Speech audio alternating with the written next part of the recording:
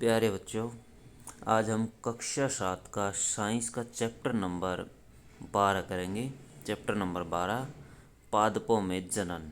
तो पादपों में जनन ये चैप्टर हमारा बच्चों, इसके आज हम अभ्यास के क्वेश्चन आंसर करने वाले हैं। देखिए अभ्यास के प्रश्न उत्तर। तो अभ्यास के प्रश्न उत्तर में देखिए पहला प्रश्न है बच्चों, प्रश्न नंबर 1, रिक्त स्थानों की पूर्ति कीजिए।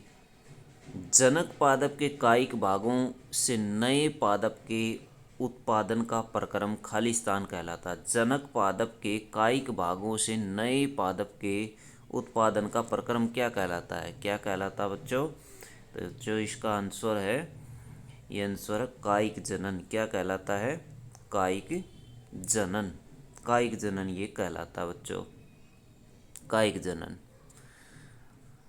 उसके बाद है देखिए बच्चों, ख भाग, ऐसे पुष्पों को जिनमें केवल नर अथवा मादा जनन अंग होता है खाली स्थान पुष्प कहते हैं। कौन से पुष्प कहा जाता है बच्चों? उनको द्विलिंगी पुष्प कहा जाता है। उनको द्विलिंगी पुष्प कहा जाता है। तो तीसरा देखिए, ग भाग, पराग कणों की का उसी अथवा उसी प्रकार के अन्य पुष्प के पराग कोश से वर्ती कागर पर स्थानांतरण का प्रक्रम क्या कहलाता है? परागण। क्या कहलाता है बच्चों? परागण प्रक्रिया कहलाता है। परागण आ जाएगा। उसके बाद देखिए बच्चों, गह भाग, नर और मादा युग्मकों का युग्मन क्या कहलाता है? नर और मादा युग्मकों का युग्मन जो है वो बच्चों निषेचन कहलाता है। क्या कहलाता है? निषेचन कहलाता है। बीज प्रकीर्णन खालिस्तान और खालिस्तान के द्वारा होता है। वायु, पानी और कीट। क्या आ जाएगा बच्चों? वायु, पानी और कीट। वायु, पानी और कीट आ जाएगा। वायु, पानी और कीट। उसके बाद देखिए बच्चों, प्रश्न नंबर 2 है। प्रश्न नंबर 2, अलैंगिक जनन की विभिन्न विधियों का वर्णन कीजिए, प्रत्येक का उदाहरण दीजिए। अलैंगिक जनन में नर और मादा की आवश्यकता नहीं होती। इनमें जीव स्वयं अपनी संख्या में वृद्धि करते हैं। अलैंगिक जनन की विभिन्न विधियां निम्नलिखित हैं। तो इसकी कुछ विधियां बच्चों, पहली विधि देखिए, मुकुलन।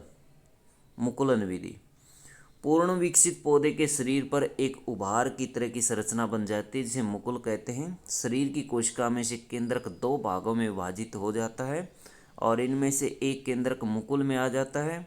मुकुल पैतृक जीव की शरीर से पृथक हो जाते हैं और वृद्धि करके पूर्ण विकसित जीव बन जाता है। तो ये थी मुकुलन बच्चों। दूसरी है खंडन विधि। जलीय पादप जैसे शैवाल में खंडन विधि द्वारा गुणन होता है। शैवाल 2 या 2 से अधिक खंडों में विखंडित हो जाते हैं और प्रत्येक खंड नए जीव के रूप में वृद्धि करने लगता है। यह प्रक्रम निरंतर चलता रहता है।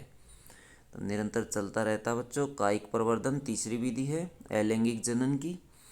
तो अलैंगिक जनन की तीसरी विधि कायिक प्रवर्धन, बीजों के बिना पौधों के किसी कायिक भाग से नए पौधे उत्पन्न करके वंश चलाना कायिक प्रवर्धन कहलाता है। यह मुख्यतः 2 प्रकार का होता है, प्राकृतिक कायिक प्रवर्धन और कृत्रिम कायिक प्रवर्धन।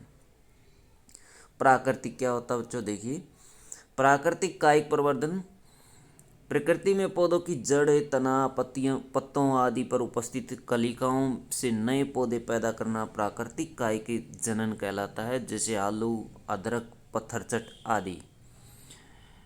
उसके बाद है बच्चों कृत्रिम प्रवर्धन।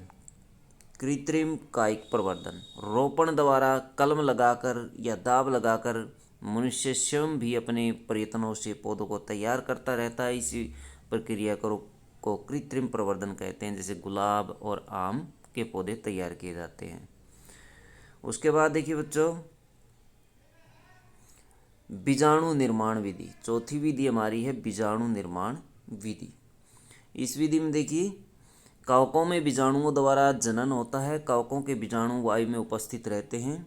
ये उच्च ताप और निम्न आर्द्रता जैसी प्रतिकूल परिस्थिति को भी झेलने के लिए अनुकूल होते हैं। इनकी रक्षा एक कठोर सुरक्षात्मक कवच अथवा आवरण करता है। जीवाणु लंबे समय तक जीवित रह सकते हैं। अनुकूल परिस्थितियों को पाकर जीवाणु अंकुरित होते हैं और नए जीव को जन्म देते हैं, जैसे मोस और फरन के पौधे होते हैं बच्चों। इनमें बीजाणुओं द्वारा जनन होता है। प्रश्न नंबर 3 देखिए बच्चों। पादपों में अलैंगिक जनन, पादपों में लैंगिक जनन के प्रक्रम को समझाइए। पौधों में नर युग्मक पुंकेसर में और मादा युग्मक स्त्रीकेसर में विद्यमान होता है। परागण क्रिया में नर युग्मक मादा युग्मक के संपर्क में आता है और दोनों युग्मकों का संयुक्त होना निषेचन कहलाता है। निषेचन के उपरांत युग्मनज बनता है बच्चों। निषेचन के उपरांत युग्मनज बनता है, जो बीज बनने की प्रथम अवस्था है। बीज से नए पादप का जन्म होता है। इन बीजों से विकसित पादपों में अपने पैतृक पादपों के समान गुणधर्म होते हैं। लैंगिक जनन में जनन के उपरांत भी माता पिता अपने शिशु के रूप में जीवित रहते हैं। प्रश्न नंबर 4 है बच्चों। अलैंगिक और लैंगिक जनन के बीच प्रमुख अंतर बताइए। अलैंगिक और लैंगिक जनन में निम्नलिखित अंतर है बच्चों। देखते हैं क्या अंतर है। इनमें अंतर देखिए। इनमें जीव अकेला ही वंश वृद्धि करता है। लैंगिक जनन में क्या होता है, वंश अकेला ही वंश वृद्धि करता है, जीव अकेला ही वंश वृद्धि करता है। इसमें निषेचन की क्रिया नहीं होती है। किसमें? अलैंगिक में। इसमें उत्पन्न संतान में नए गुण उत्पन्न नहीं हो सकते और यह जनन निम्न श्रेणी के पेड़ पौधों में पाया जाता है, पादपों अथवा पेड़ पौधों में पाया जाता है। इनमें बीजों की आवश्यकता नहीं होती। प्राय पैतृक पादप जनन उपरांत अदृश्य होता रहता है। प्राय पैतृक पादप जनन के उपरांत अदृश्य होता रहता है। दूसरा जनन है लैंगिक। इसमें नर और मादा दोनों जीवों की आवश्यकता पड़ती है। इसमें निषेचन की क्रिया होती है। तो निषेचन क्रिया होती है। इसमें उत्पन्न संतान में नए गुण पैदा हो सकते हैं। यह जनन उच्च श्रेणी के पादपों में पाया जाता है। इनमें बीजों की आवश्यकता होती है। पैतृक पादप जनन उपरांत संतान के रूप में जीवित होता है। प्रश्न नंबर 5। किसी पुष्प का चित्र खींचकर उसमें जनन अंगों को नामांकित कीजिए। तो बच्चों ये अपनी बुकलेट से आप करेंगे। पुष्प का चित्र उसमें दिया गया है। प्रश्न नंबर 6 देखिए बच्चों। स्वपरागण और परपरागण के बीच अंतर बताइए। स्वपरागण और परपरागण में अंतर निम्नलिखित है। तो इसमें बच्चों देखिए, स्वपरागण और परपरागण में अंतर निम्नलिखित है। स्वपरागण तथा परपरागण। तो बच्चों देखिए, इसमें स्वपरागण में क्या होता है, इसमें परागकण उसी पुष्प फूल के या उसी पौधे के दूसरे फूल के स्त्री केसर के वर्ती कागर तक पहुंचते हैं और परागकणों के नष्ट होने की संभावना बहुत ही कम होती है, क्योंकि उसी फूल पर पहुंचते ही ये, इसलिए नष्ट होने की संभावना काफ़ी कम होती है। इस विधि द्वारा उत्पन्न बीज अधिक स्वस्थ नहीं होते हैं। इनमें कई जातियां उत्पन्न नहीं हो पाती अथवा विभिन्नताएं उत्पन्न नहीं होती। जबकि सब परपरागण में क्या होता है, इसमें परागकण किसी दूसरे पौधे के फूल के ये बच्चों फूल है, फूल के वर्ती कागर पर पहुंचते हैं। परागकणों के नष्ट होने की संभावना अधिक रहती है, तो अधिक संभावना होती है नष्ट होने की।